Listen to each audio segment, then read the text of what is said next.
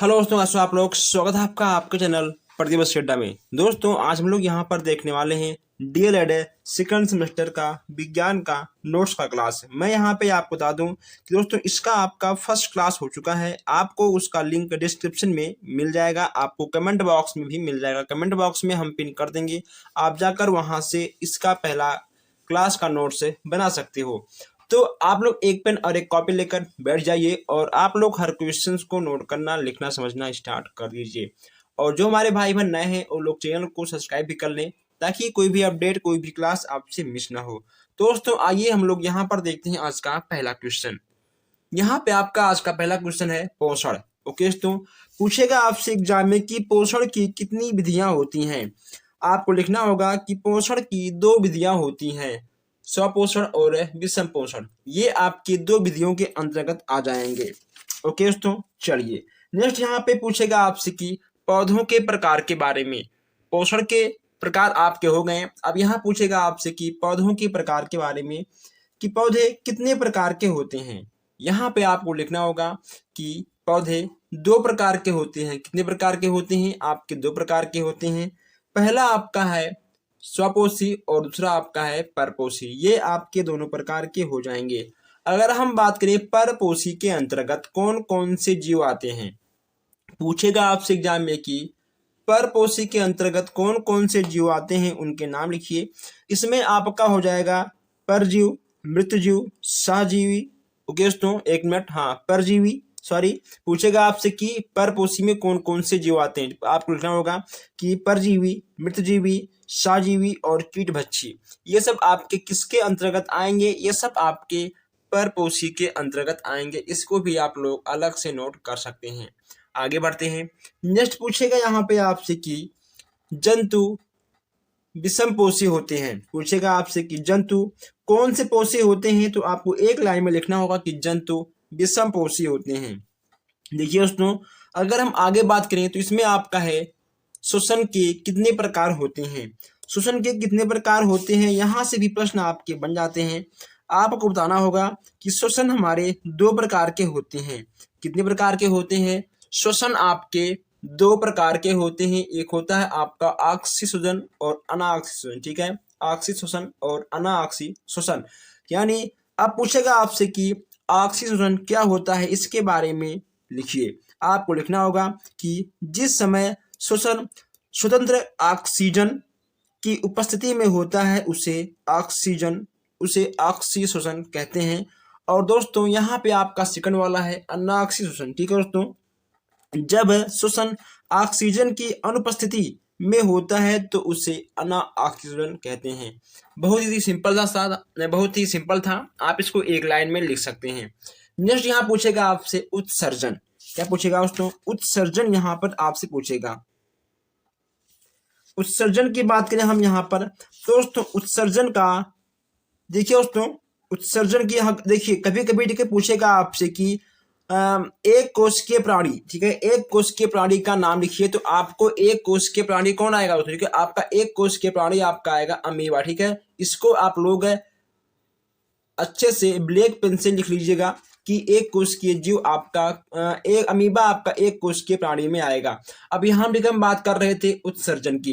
एक मिनट, यहाँ उत्सर्जन की बात कर रहे थे, वह प्रक्रिया जिसके द्वारा जिसके द्वारा मल पदार्थों का निष्कासित किया जाता है उसे उत्सर्जन कहते हैं। दोस्तों जो हम सबकी बॉडी से पसीने निकलते हैं कहीं ना कहीं, वह भी आपका एक प्रकार का उत्सर्जन के अंतर्गत आ जाता है। ठीक है दोस्तों, अब यहाँ पर केचुए से भी क्वेश्चंस आपके बन जाते हैं।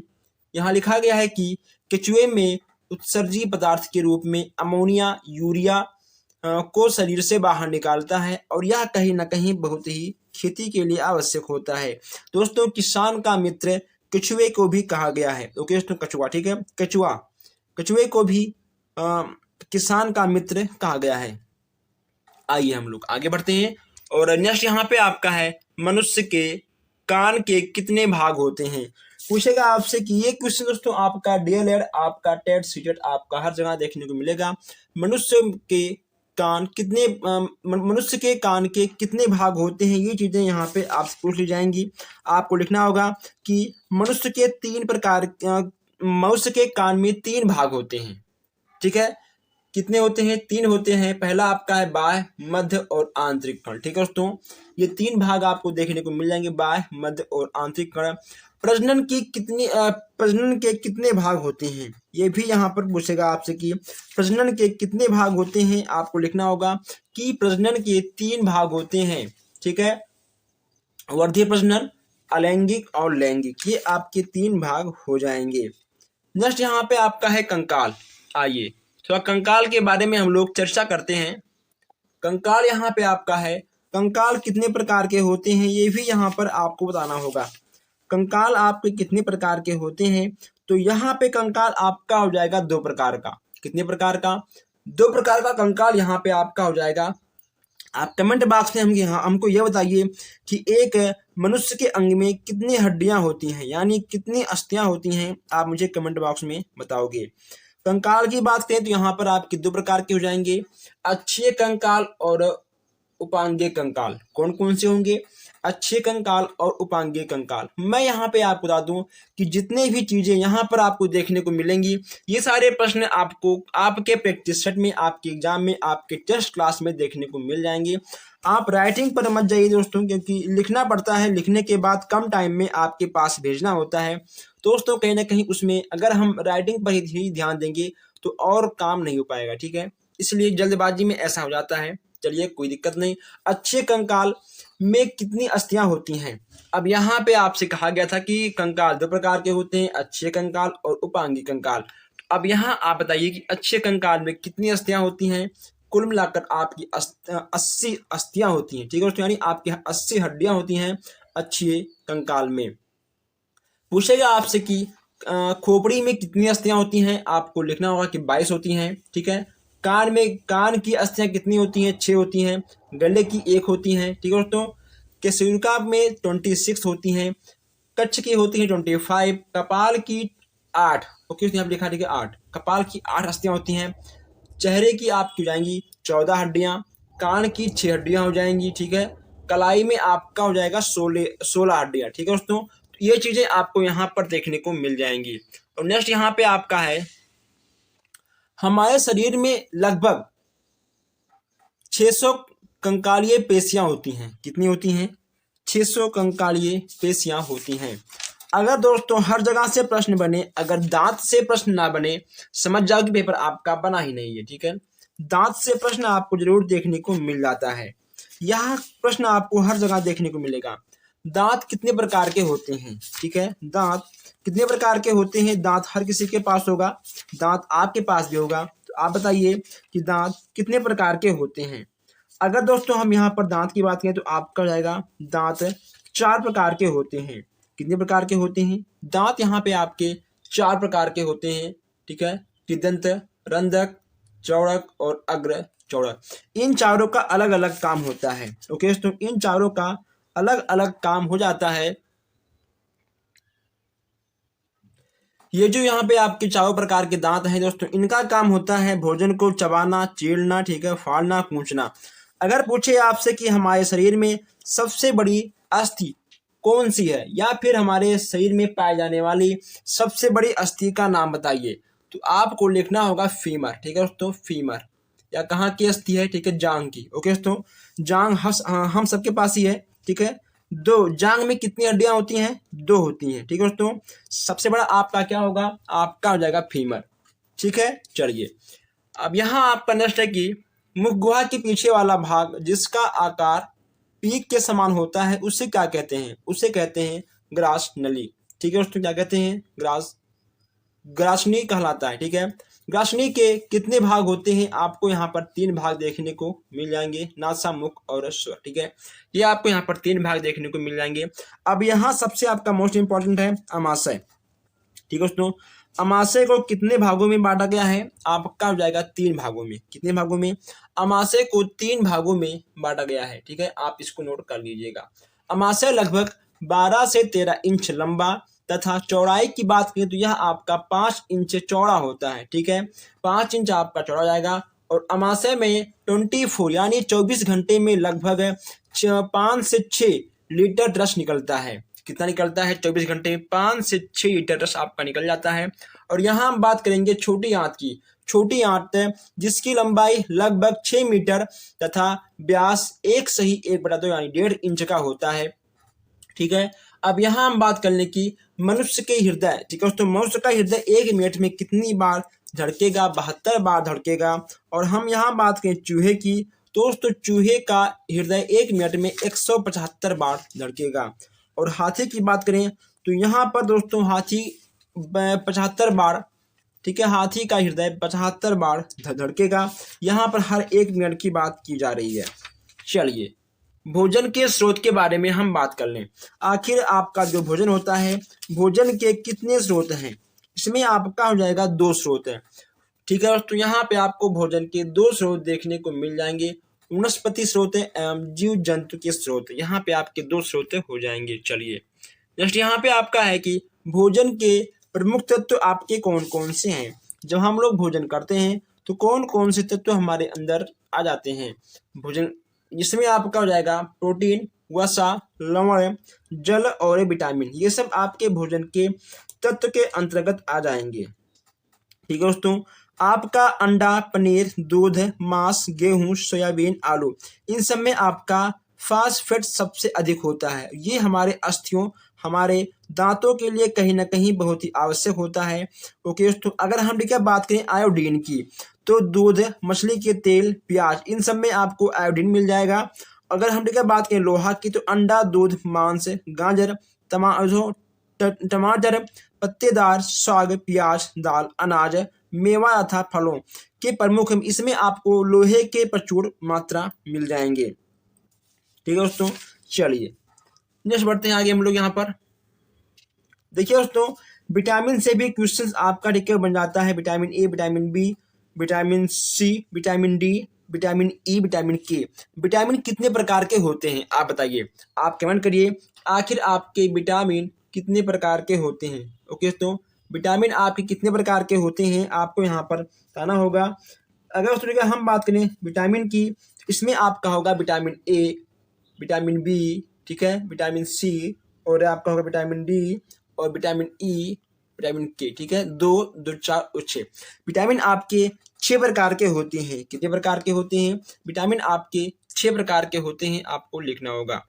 देखिए दोस्तों, नेक्स्ट यहाँ पे आपका है कि कवक द्वारा उत्पन्न रोग का नाम क्या है? तो आपका हो जाएगा दाद। ओके दोस्तों, अगर मान लो आप किसी भी टी शर्ट को या फिर आप किसी भी कपड़े को एक बार पहनते हो, अगर आपको पसीना हुआ, ठीक है, फिर आपने उस शर्ट को उतार दिया, फिर आपने पहन लिया, फिर आपको पसीना हुआ, ठीक है, अगर आप ऐसे 4-5 बार करोगे तो दोस्तों मैं बोलता हूं कि आपको दाद होना 100% तय है। ठीक है, अगर आपने किसी एक शर्ट को 4-5 बार पसीने से भिगाकर अगर आपने पहन लिया तो आपका दाद होना तय हो जाता है, क्योंकि जब आपका कपड़ा है फिर आपका टी शर्ट है पसीने में भीगता है, और जब आप उसको टांगते हो सूखने के बाद कहीं ना कहीं उसमें कुछ फबूदे पड़ जाते हैं जो कि आपको दिखते नहीं है। प्लेग रोग किससे होता है? चूहों से होता है। ठीक है दोस्तों, अब यहाँ बात करते हैं हम मलेरिया मच्छर किसके काटने से होता है? ठीक है दोस्तों, मलेरिया मच्छर मादा मच्छर के काटने से होता है। ठीक है, एनाफिलीज नामक मच्छर होता है जो कि आपको काट लेता है। ठीक है दोस्तों, चलिए आगे बढ़ते हैं हम लोग। अब दोस्तों कभी कभी देखिए आपका प्रश्न यहाँ से भी बन जाता है कि हेपेटाइटिस के बारे में लिखिए। तो दोस्तों हेपेटाइटिस कहीं ना कहीं तो इसका प्रभाव आपको आपके लीवर पर देखने को मिलता है। ठीक है दोस्तों, हेपेटाइटिस अगर आपका हो गया है तो दोस्तों कहीं ना कहीं जो भी आप खाओगे वह आपका हजम नहीं होगा। ठीक है, जैसा आप खाओगे वैसा ही आपका मल के रास्ते से निकल जाएगा। यह इसका असर आपको आपके लीवर पर देखने को मिल जाता है। अब दोस्तों आपको हेपेटाइटिस होता कैसे है? अगर आप गंदा जल पीते हैं, ठीक है दोस्तों, अगर आप दूषित ब्लड को अपने अंदर चढ़वाते हैं, अगर आप एक ही सुई को अगर किसी डॉक्टर ने एक ही सुई को कई बार यूज किया तभी आपको कहीं ना कहीं हेपेटाइटिस होने का डर हो जाता है।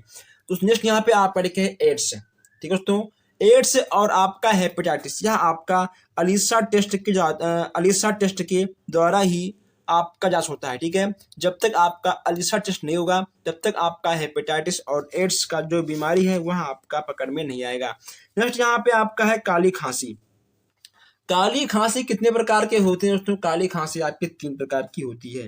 कितने प्रकार की होती है दोस्तों? ठीक है, यह आपका 3 प्रकार का काली खांसी हो जाता है। नेक्स्ट दोस्तों देखिए यहाँ पे आपका है पेचिस। दोस्तों पेचिस तो आपने देखा ही होगा, ठीक है। तो पेचिस फिलहाल सबको हो जाते हैं गर्मी के मौसम में। अगर आप अधिक खाते हो, अगर आप अधिक फास्ट फूड खाते हो, ओके दोस्तों, तो कहीं ना कहीं आपके पेचिस होने की संभावनाएं बन जाती हैं। दाद और खास खुजली दोस्तों, इस पर हम बात तो कर चुके हैं। डेंगू दोस्तों, ठीक है। अब यहाँ हम बात करते हैं डेंगू। डेंगू यहाँ आपका एक प्रकार का संक्रामक रोग होता है, ठीक है दोस्तों। एडीज मच्छर के काटने से होता है। डेंगू आपको कब होगा? जब एडीज नामक मच्छर आपको काट लेगा तो आपका डेंगू होना बहुत ही जरूरी हो जाता है। नेक्स्ट यहाँ पे आपका है चिकनगुनिया, ठीक है। चिकनगुनिया यहाँ पे आपका है, या भी आपका एडीज मच्छर काटने से होता है। इसमें आपका सिर में दर्द, बॉडी में दर्द, ठीक है दोस्तों, आंखों से पानी आना, ये सब आपकी चिकनगुनिया के लक्षण के कारण बन जाते हैं। नेक्स्ट यहाँ पे आपका है कि 19वीं शताब्दी के अंत तथा 20वीं शताब्दी के प्रारंभ तक थॉमसन, रदरफोर्ड, चैडविक आदि वैज्ञानिक रहे, ठीक है दोस्तों। ये लोग 19वीं शताब्दी के अंत में और 20वीं शताब्दी के प्रारंभ तक ये लोग हमारे यहाँ काम कर रहे थे, ठीक है, यानी इस दुनिया में रहे। जस्ट यहाँ पे आपका पूछेगा कि इलेक्ट्रॉन, प्रोटॉन, न्यूट्रॉन, ठीक है दोस्तों, आदि कणों से मिलकर परमाणु बनता है। परमाणु कैसे बनता है, बताइए आप लोग। पूछेगा आपसे कि परमाणु कैसे बनता है, आपको लिखना होगा कि इलेक्ट्रॉन, प्रोटॉन और न्यूट्रॉन के मिलने के बाद फिर यहाँ पे आपको परमाणु का निर्माण हो जाता है। इलेक्ट्रॉन की खोज किसने की थी? आपका हो जाएगा जे थॉमसन जी, ठीक है। जे थॉमसन जी ने इलेक्ट्रॉन की खोज की थी। जस्ट यहाँ पे आपका है परमाणु। परमाणु एक स्वतंत्र अवस्था में नहीं रहता है, ठीक है, जबकि दोस्तों आपका अणु यह एक तत्व या यौगिक का वह सूक्ष्म कण है जो स्वतंत्र अवस्था में रह सकता है। नेक्स्ट यहाँ पे आपका है रासायनिक सूत्र के प्रकार, ठीक है दोस्तों। यहाँ पे आपको 3 प्रकार के रासायनिक सूत्र देखने को मिल जा रहे हैं। पहला आपका है आणविक, दूसरा आपका है संरचनात्मक और तीसरा आपका है मूलानुपाती, ठीक है। ये आपकी तीनों सूत्र हो जाएंगे। नेक्स्ट यहाँ पे आपका है संयोगता, ठीक है दोस्तों। संयोगता, विद्युत संयोगता और उप संयोगता। सबसे मोस्ट इंपॉर्टेंट क्वेश्चन यहाँ पे आपको देखने को मिल रहा है भौतिक एवं रासायनिक परिवर्तन में अंतर, ठीक है दोस्तों। भौतिक की बात करें तो इनमें पदार्थ में कई अंतर नहीं होता है, ठीक है दोस्तों। इनमें पदार्थों में कोई अंतर नहीं होता है।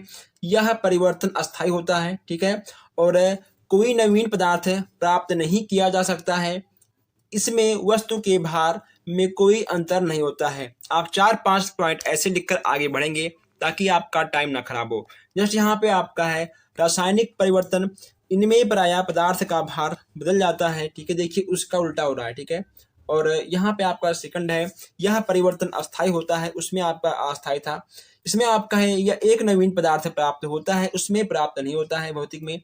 इनमें वस्तु के भार में अंतर नया पदार्थ बनाने के कारण आता है, ठीक है दोस्तों। चलिए जैसे यहाँ पे आपका है नियमित एवं अनियमित परिवर्तन। इसमें आपका जाएगा कि जिसका समय निश्चित रहता है उससे उन ऋतुओं जिसका समय निश्चित होता है, ठीक है, वह आपको होगा नियमित परिवर्तन। जैसे आपका ऋतुओं का बदलना, दिन रात का होना, ठीक है दोस्तों, यह आपका निश्चय है कि यह होगा तो होगा। नेक्स्ट यहाँ पे आपका अनियमित परिवर्तन, जैसे कि आपका हो गया आंधी तूफान, ठीक है, भूकंप, यह आप इसका समय कोई भी निश्चित नहीं होता है या कभी भी और कहीं पर भी आ सकता है। यही था आपका नियमित और अनियमित में परिवर्तन। नेक्स्ट यहाँ पे आपका है अम्ल। अब यहाँ हम अम्ल की बात करते हैं तो ऐसे यौगिक जो स्वाद में खट्टे होते हैं, नीले लिटमस कागज को लाल कर देते हैं, यह अम्ल कहलाता है, ठीक है दोस्तों। दही में कौन सा अम्ल होता है? दही में आपका लैक्टिक अम्ल होता है। अम्ल हमेशा आपका खट्टा होता है। क्या होता है दोस्तों? अम्ल का स्वाद आपका हमेशा खट्टा होता है। दही में लैक्टिक अम्ल होता है। क्षारक, जैसे यहाँ पे आपका ठीक है क्षारक, ऐसे यौगिक जो स्वाद में तीखे होते हैं, लाल लिटमस कागज को नीला कर देते हैं, वह आपका क्षारक कहलाएगा, ठीक है तो क्षारक। जैसे यहाँ पे आपका उदासीनीकरण, जब कोई अम्ल किसी क्षार के क्रिया करता है तो लवणक तथा जल बनता है, जल बनाता है, उसे हम उदासीनीकरण कहते हैं। तो इन चीज़ों को आप लोग नोट करिएगा और प्लीज़ दोस्तों आप लोग वीडियो को शेयर भी करिएगा। नेक्स्ट यहाँ पे आपका है पर्यावरण के प्रकार, जल प्रदूषण, वायु प्रदूषण, ध्वनि प्रदूषण और भूमि प्रदूषण, ठीक है। नेक्स्ट यहाँ पे आपका है प्राकृतिक आपदाएं। अगर हम बात करें आपदाओं की तो आपका भूकंप, तूफान, बाढ़ और सूखा, ये सब आपकी आपदाएं के अंतर्गत आएंगे। अगर दोस्तों आपको किसी भी क्वेश्चन में डाउट हो, आप बेशक हमसे कमेंट बॉक्स में पूछ सकते हो, और डिस्क्रिप्शन में आपको व्हाट्सएप ग्रुप मिल जाएगा, आप जाकर वहां से ऐड भी हो सकते हो। तो दोस्तों बस आज के लिए इतना ही, मिलते हैं फिर आपसे नेक्स्ट क्लास में। धन्यवाद।